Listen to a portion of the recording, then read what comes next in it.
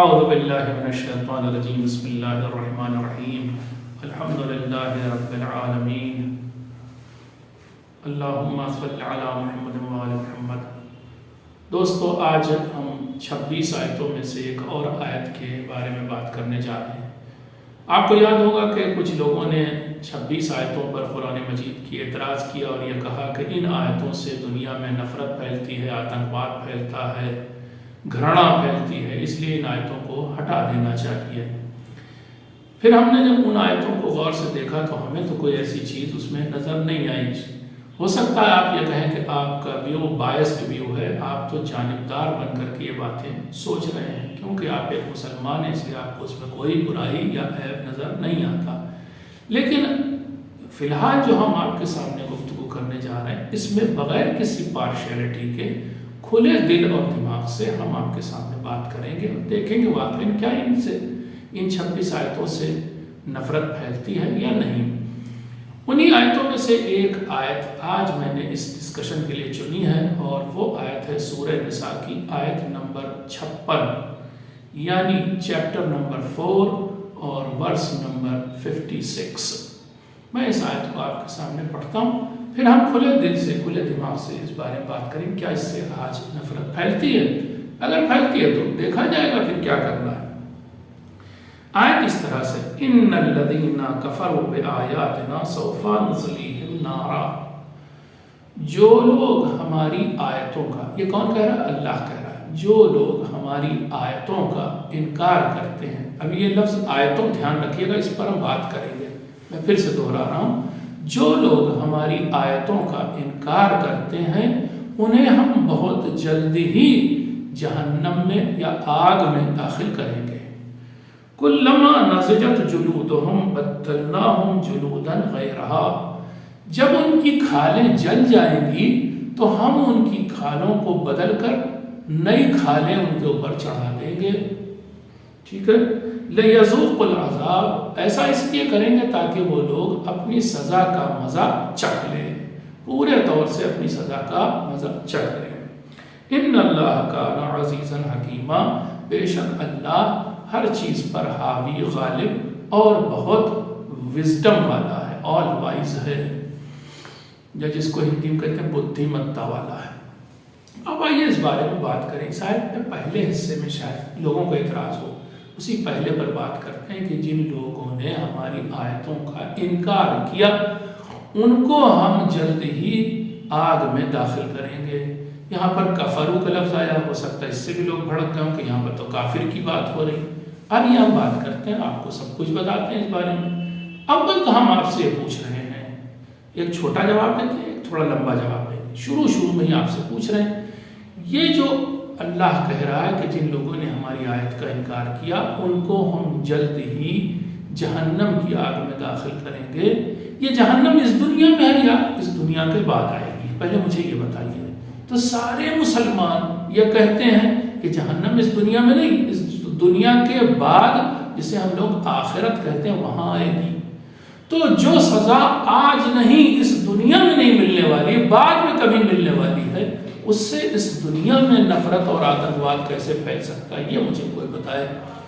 یہ ویسی ہی بات ہے جیسے میں اپنے بیٹے سے کہوں کہ جب تم، ابھی مان لیے وہ بیٹا 15 سال کا ہے، اور میں اس سے کہوں کہ جب تم 40 سال کے ہو جاؤ گے تب میں تمہاری مثلا یہ سزا کروں گا کہ جو تم نے آج جرم کیا ہے، تو وہ جو سزا میں 40 سال کے بعد کہہ رہا ہوں، اس سے آج کیسے اس بیٹے پر کوئی سزا ہوئی جا رہی ہے یا آتنکواد پھیل رہا ہے؟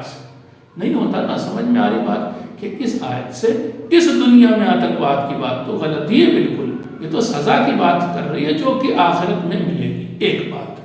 اب ذرا لمبا جواب سنیے، اور لمبا جواب سننے کے لیے تھوڑا سا آپ مجھے وقت دیجیے گا۔ اب ہم بات کریں گے آیت لفظ پر، آیت، ٹھیک ہے؟ اسی آیت کی پلورل ہوتی آیات۔ قرآن میں یہ لفظ کئی بار آیا ہے، آیت بھی، آیات بھی۔ آیت کا لٹرل میننگ کیا ہوتا ہے؟ آیت کا لٹرل میننگ ہوتا ہے نشانی، کسی بھی چیز کی نشانی، ٹھیک ہے؟ اب مثلا ہماری کوئی نشانی ہے، اگر مان لیجئے تو وہ میری آیت کہلائے گی، آپ کی کوئی نشانی آپ کی آیت کہلائے گی۔ اور اب اس سے پڑھ کر کے بات کرتے ہیں، یہ دنیا سب کے سب اللہ کی نشانی ہے۔ یعنی جب ہم اس دنیا کو دیکھتے ہیں تو ہمیں خیال آتا ہے کہ اس دنیا کا بنانے والا کوئی ہے۔ مثال دوں میں آپ کو، جب ہم نے اونچے اونچے پہاڑوں کو دیکھا، جب جھرنوں کو دیکھا، پیڑ پودوں کو دیکھا، چاند ستاروں کو دیکھا، تو سمجھ میں آیا کہ اس کا بنانے والا کوئی ہے، کوئی کریٹر ہے۔ تو یہ ساری نشانیاں ہیں اللہ کی، یہ آیات اللہ ہیں، یہ ساری کے ساری اللہ کی نشانیاں ہیں۔ یہ تو لٹرل میننگ بھی آپ کو سمجھا دیا، اور اس لٹرل میننگ میں بھی قرآن میں کئی آیتیں آئی ہیں۔ یعنی جہاں پر ان چاند ستاروں کو، دن رات کو، پودوں کو، پہاڑوں کو، جھرنوں کو یہ کہا گیا ہے کہ وہ اللہ کی نشانیاں ہیں، یعنی ان کو دیکھ کے اللہ کا خیال آتا ہے۔ اب ایک اور معنی میں آیت لفظ استعمال ہوا ہے قرآن میں، اور وہ یہ کہ یہ جو قرآن کے سینٹنسز ہیں ان کو بھی آیت کہا گیا ہے۔ اور ایک طرح سے دیکھا جائے تو واقعی یہ آیت ہے، کیونکہ یہ اللہ کا کلام ہے، یہ اللہ کی وانی ہے، دس از دا ورڈ آف گاڈ۔ تو یہ جو ہے اس کے سینٹنسز تو اللہ کی طرف ہمارا اشارہ کرتے ہیں کہ ان کا بھی کوئی بتانے والا، بولنے والا، کہنے والا، جو بھی آپ لفظ کہیں ہے کوئی، تو یہ اللہ کی نشانیاں ہیں۔ اس سینس میں یہ بھی آیات ہیں، لیکن یہ سینٹنسز ہیں، یہ پیڑ پودے نہیں ہیں، یہ سینٹنسز ہیں، لیکن اللہ کی نشانی ہے، کیونکہ یہ اللہ کی کتاب ہے قرآن۔ اب ایک اور معنی میں بھی آیات لفظ آیا، اور وہ بھی قرآن میں استعمال ہوا، اور وہ کیا ہے؟ وہ ہے جو معجزے یا جو چمتکار یا جو میریکلز اللہ کے پیغمبر دکھاتے تھے، ان کو بھی قرآن نے آیات کہا۔ مثال دوں میں آپ کو، اپنے زمانے میں ایک نبی حضرت موسیٰ علیہ السلام نے اس دور کے ڈکٹیٹر کو دو نشانیاں اللہ کی دکھائی تھی کہ اللہ نے مجھے نبی یا پیغمبر بنا کے بھیجا ہے، میں میسنجر آف گاڈ ہوں۔ اس نے کہا کیا، کیسے مانے کہ تم میسنجر آف گاڈ ہو؟ کہا ہاں، دو میرے پاس ثبوت ایسے جس سے تم مان سکتے ہو۔ دیکھو میرے پاس یہ ایک چھڑی ہے، اس چھڑی کو میں فوراً سانپ میں بدل دوں گا۔ اور بدل دیا انہوں نے، اور پھر انہوں نے اپنے جیب سے اپنا ہاتھ جب باہر نکالا تو یہ ہاتھ ایسا چمک رہا تھا، ایسا چمک رہا تھا، اس کے اندر سے ایک دم لائٹ نکل رہی ہے۔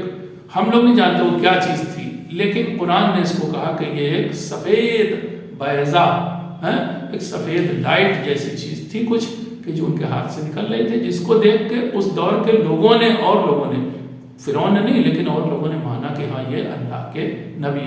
اب یہ جو دو نشانیاں تھیں، یعنی حضرت موسیٰ کا عصا یعنی ڈنڈا، اور حضرت موسیٰ کے ہاتھ میں موجود یہ سفید چیز، یہ دونوں جو ہیں یہ اللہ کی نشانیاں تھیں، اللہ نے موسیٰ کو دے رکھی تھی۔ اس معنی میں بھی قرآن میں ان کو بھی آیات کہا گیا۔ ایک اور مثال آپ کو دیتا ہوں، ایک اور نبی ہوئے جن کا نام تھا جناب صالح علیہ السلام۔ ان کے دور میں بھی لوگوں نے کہا کہ ہم کیسے مانیں کہ آپ اللہ کے پیغمبر ہیں؟ ان کا میں کیا کروں جس سے تم مان لو گے؟ کہا یہ جو سامنے پہاڑ ہے، اس پہاڑ سے زندہ ایک اونٹنی ابھی ابھی برآمد کر دیجئے۔ پہاڑ مردہ چیز ہے، آپ اس میں سے ایک زندہ چیز اونٹنی نکال دیجئے۔ تو انہوں نے کہا اچھا ٹھیک ہے، تب تم مان لو گے؟ کہا ہاں۔ انہوں نے اشارہ کیا، پہاڑ کے اندر سے زندہ اونٹنی نکل پڑی۔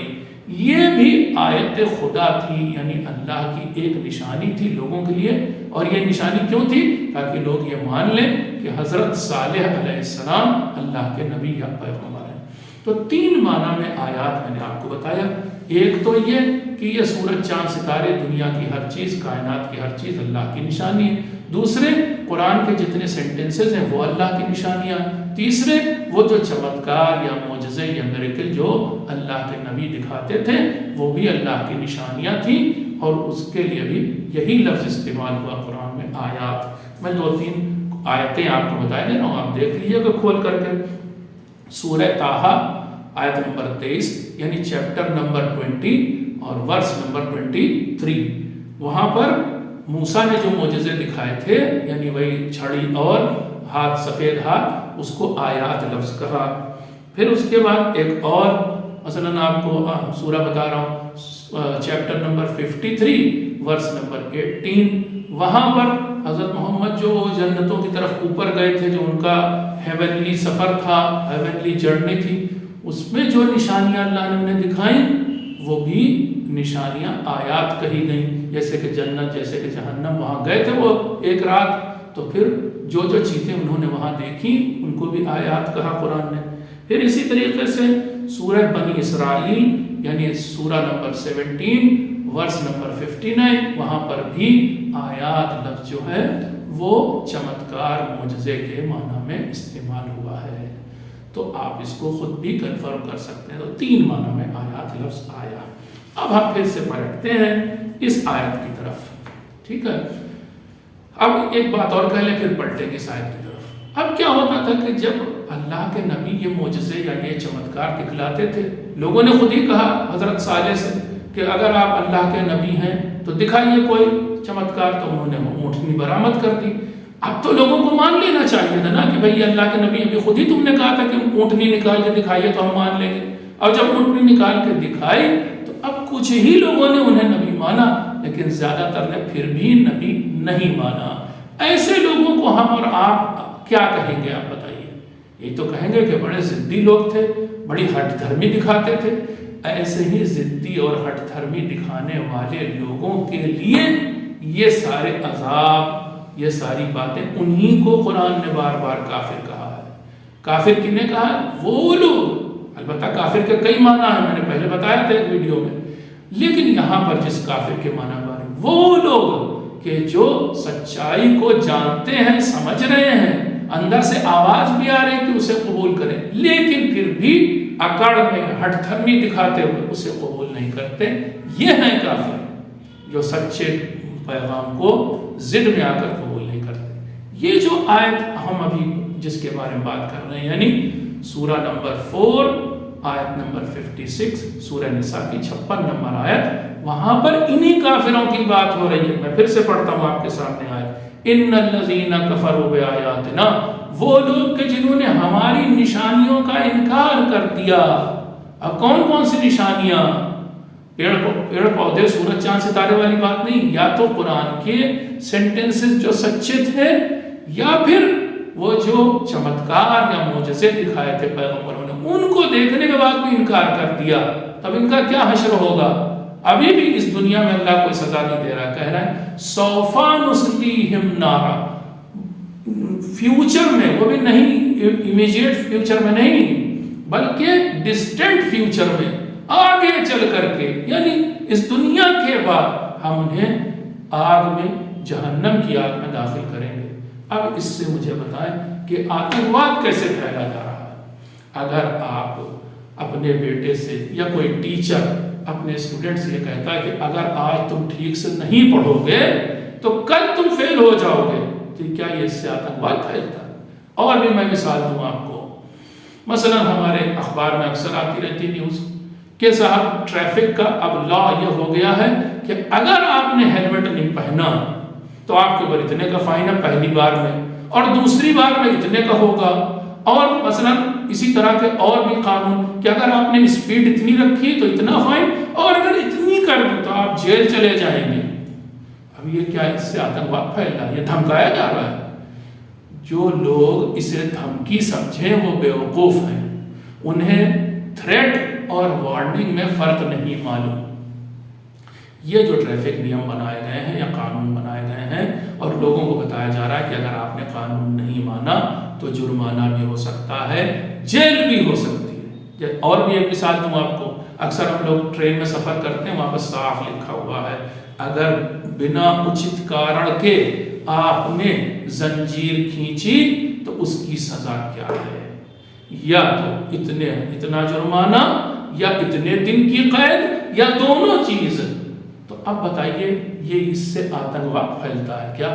یہاں پر بھی تو کہا جا رہا ہے، سزا دینے کی بات کی جا رہی، جیسے کہ قرآن کی آیت کہہ رہی کہ جو لوگ ہماری بات کو نہیں مانیں گے اس کو ہم جہنم میں ڈالیں گے۔ تو یہاں پر بھی یہ کہا جا رہا ہے جو لوگ نیم نہیں مانیں گے، جو لوگ قانون نہیں مانیں گے، ان کو قید میں ڈالا جائے گا، ان کو جیل میں ڈالا جائے گا۔ تو یہ تو دونوں ایک طرح کی بات ہو گئی.